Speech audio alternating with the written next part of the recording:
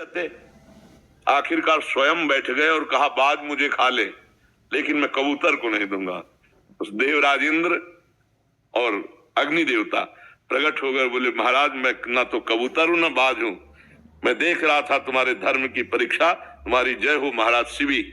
शिवी का जो महाराज जी का, तो ये धर्म कोई एक छोटी मोटी क्रिया का नाम नहीं है कि कोई मंदिर चला गया अगरबत्ती कर दी तो धर्मात्मा है। धर्मात्मा जीवन की प्रत्येक चेष्टा धर्मयुक्त होनी चाहिए।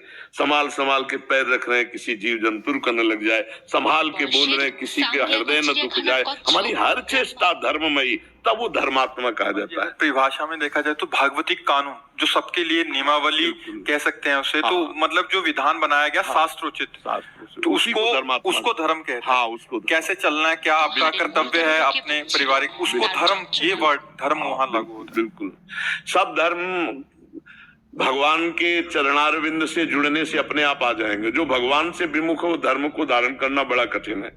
अब जैसे सबसे ज्यादा हमें दुखद घटना इस समय लगती है कि नौजवान जब अपने माता पिता को मारते हैं, बड़ी शर्म की बात है कि हम रोज इस बात को जागृत करते हैं कि जिन माता पिता ने मुझे पाला पोषा, मतलब कितना गंदा हमारा व्यवहार माता जी के साथ रहा होगा, जब हमें ज्ञान नहीं सोच का, लघु शंका का, और वो गोद में लिया वहीं रख दिया, वहीं लघु शंका कर दी, वो कभी हमको डांटे नहीं, हमको इतना बड़ा किया। और जब हम जवान हो गए और वो वृद्धावस्था में शरीर शिथिल है और वो लघु शंका वो निकल जाती है, सोच निकल जाती है, फिर जब वो गाली देते हैं, मारते हैं, तो लगता है कि मतलब कितना धर्म का ह्रास होता जा रहा है। बूढ़े माता पिता को अनाथालय में छोड़ देना या रोड पे छोड़ देना या मार पीट कर घर के अंदर बहुत दुर्दशा पूर्वक रखना, ये सब धर्म विरुद्ध आचरण है। और ऐसे आचरणों से आपका जीवन आगामी बड़ा दुखद होगा।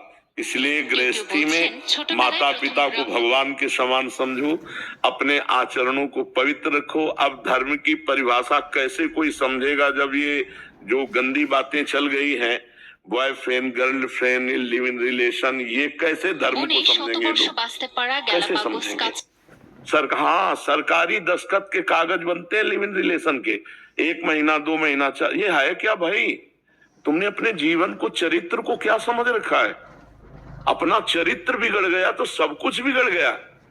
वो एक अंग्रेजी में था कि जिसका धन गया तो कुछ नहीं गया, स्वास्थ्य गया तो थोड़ा बहुत गया, और चरित्र गया तो सब कुछ चला गया। अब उल्टा है, धन के लिए वो चरित्र भी बेच सकता है आज का समाज जो है। तो इसलिए हमें लगता है अपने चरित्र को पवित्र रखना चाहिए, तभी हम धर्म को समझ पाएंगे। जब चरित्रहीन है तो फिर मूल ही धर्म का जो मूल चरित्र है, हमारे यहाँ चरित्र पूजा जाता है, और चरित्र ही हीन हो गया। आज हमारा समाज चरित्र को नष्ट कर रहा है, अपने चरित्र को नष्ट कर रहा है। ये बिल्कुल ठीक नहीं है। भाई बहनों से सबसे प्रार्थना है, जब तक पानी ग्रहण न हो तब तक पवित्र रहो, ब्रह्मचर्य रहो, दोस्ती करो, लेकिन गंदे आचरण मत करो, तो तुम्हारा जीवन धर्म में रहेगा। और जब पहले से ये सब भ्रष्टाचार शुरू हो गया तो फिर कहाँ धर्माचार आएगा? वो धर्म की बातें केवल कर लिए जाए, धर्म नहीं रहेगा। देखो, जवान को जब कई होटलों का भोजन अच्छा लगने लगता है ना, तो घर की रसोई में तृप्ति नहीं होती। घर की एक रसोई में बराबर भोजन वो नहीं कर सकता, क्योंकि उसका पूर्वाभ्यास है। आज इस ढाबे का, आज उस होटल का, ऐसे हर इंद्री का है। अगर आपने इंद्रियों को छूट दिए तो आप पतिव्रत नहीं रह सकते, आप एक पत्नी व्रत नहीं रह सकते। फिर आपकी गंदी आदत होगी तो दोनों में भेद होगा। फिर गृहस्थी किस काम की, पति कहीं, पत्नी का भाव कहीं, और रहे एक ही घर में रहे, ना प्रेम है ना दुलार है, तो फिर वो जिंदगी किस काम की?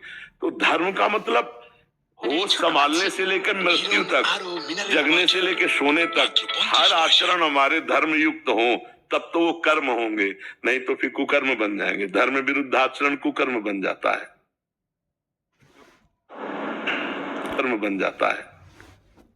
योगिता जी, प्रणाम महाराज जी। महाराज जी, नाम सिमरन करते आनंद में होते हुए भी नींद में चली जाती हूँ। अभी आनंद नहीं आया। आनंद में और नींद में अंतर है। नींद है तमोगुण का लक्षण। इंद्रियां आनंद में टिक नहीं पाए, इसलिए तमोगुण में चली गई। नहीं तो नींद में भी भजन का आनंद रहता है। जब आनंद आता है ना, तो नींद में भी भजन होते, और भजन में नींद आ जाए, ये तमोगुण का। इसका मतलब आनंद नहीं। जैसे आपको भोजन भूख लगी और आप भोजन पाओ, भला सो जाओ।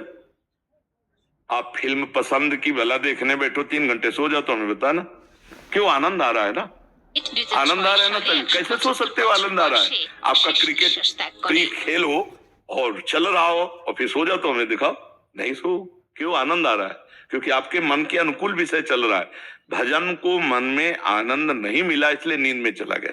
अगर मन को भजन का आनंद मिला होता तो नींद में नहीं जाता। जब भजन का आनंद मिलेगा तो 5 बातें ठीक हो जाएंगी। नारायण हरि भजन में पांचों न स्वात विषय भोग, निद्रा, नींद, हंसी, मजाक, बहुबात, भोग, ये सब अच्छा नहीं। खान पान ते भावे है, नहीं कोमल वसन सुहावे है, सब विषय लगे ते खारा है, हरि आशिक कामग न्यारा है। तुम सच्ची मानो ना, मतलब 24 घंटे में 15 मिनट लेटने पर ऐसा लगता था हम बहुत सो गए। 15 मिनट एकदम देश उठ के बैठ गए, लगा 15 मिनट है यार, इस घड़ी खराब है क्या? ऐसा दिमाग में छाया हुआ था। भजन करना तो नींद 15 मिनट लेटे एकदम। जब तमोगुण नहीं तो फिर नींद कहां से? तमोगुण में ही नींद है। निद्रा आलस्य प्रमाद तामस मुदाहृतम। प्रमाद और तमोगुण, नींद, आलस्य, ये तमोगुण के प्रभाव से आता है। न रजोगुण न तमोगुण, तो नींद कहां? सात्विक। भजन करते करते नींद में चले जाना है, तमोगुण की प्रधानता का लक्षण है। ये नहीं होना चाहिए। खड़े हो जाओ, खड़े होके भजन करो, टहल के भजन करो। भजन के समय नींद नहीं, नींद के समय भजन करो, लेकिन भजन के समय नींद नहीं। जैसे सो रहे तो सोने जाए तो राधा राधा राधा, हमें सोने की चिंता नहीं। हम राधा राधा करते हुए कब सो गए, फिर जब जगेंगे तो राधा राधा करते हुए जगे, अपनी दिनचर्या में लगे, तब ऐसे भजन होता है। इसे नहीं कि भजन में आनंद आ रहा तो नींद में चले गए। आनंद में कैसे नींद आ सकती है? जब टाइम ना हो, हमें जरा बताना। चाहिए तो आपको उदाहरण कही दिए, कुछ भी आप कहीं भी आनंद लग रहा हो, आपका मनोरंजन कोई चल रहा हो, सीरियल हो, आप देखो, भला सो जाओ? बिल्कुल नहीं सोए, क्योंकि आनंद आ रहा है ना। नींद में आनंद ही आता है, नींद में एक आनंद होता है। संसार के चिंतन को छोड़ करके 6 घंटे बिल्कुल वो इंद्रियां पुष्ट हो गई, उनको एक आनंद आता है, एक नया जीवन सा मिलता है। 6 घंटे नींद में क्या होता है? संसार का चिंतन नहीं होता। ऐसे ही जिस मनोरंजन को आप देखते होते हैं तो अन्य सब चिंतन भूल जाता है, वो आनंद आता है। और अगर भगवान के चिंतन में सब चिंतन भूल जाए तो परमानंद आ जाए। वही तो हम कर रहे हैं, अपने लोग वही तो कर रहे हैं कि भगवान के चिंतन में इतना तन्मय हो जाओ कि सब चिंतन भूल गया तो परमानंद की बाढ़ आ जाए। अभी क्या होता है? संसार का चिंतन होता है। संसार विषम है, विषम में 2 परिस्थितियां, सुख और दुख, लाभ और हानि, जय और पराजय। तो हम इसी में थपेड़े खा रहे हैं। और भगवान सम है, सम में एक रस परमानंद है। अगर हमारा चित्त भगवान में जुड़ जाए तो हर समय परमानंद बना रहे। जैसे 4-5 घंटे नींद में गए, संसार का चिंतन छूटा, कितना अच्छा लगता है। जब जगते हैं तो कितना फ्रेश महसूस होता है। क्यों? क्योंकि 5 घंटे संसार का चिंतन छूटा। और अगर